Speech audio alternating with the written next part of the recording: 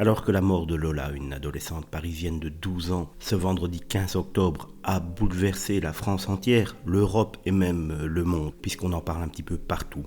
Le lendemain seulement de la découverte de son corps dans une malle laissée dans l'immeuble où elle résidait, le ministre de l'Intérieur, Gérald Darmanin, s'est fait remarquer avec un tweet assez surprenant. En effet, il a posté le 15 octobre, donc le lendemain de la découverte de la petite Lola, un tweet que je vous lis à l'instant. Pour ceux qui ne sont pas encore aperçus que les auteurs de chansons sont les nouveaux poètes, il faut se ruer admirer Jean-Paul Rouve au Théâtre Antoine à Paris.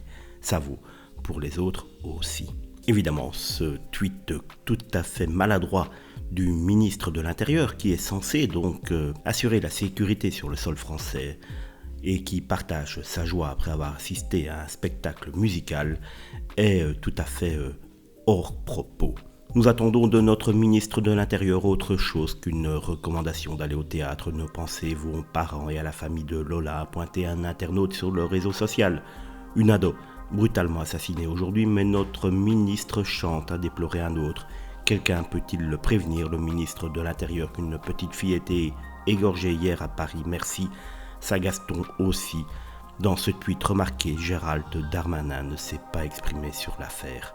On le sait qu'il y a un gros décalage avec les hommes politiques actuels et le peuple, mais là, on se demande véritablement si ce n'est pas un petit peu se foutre de la tête des gens.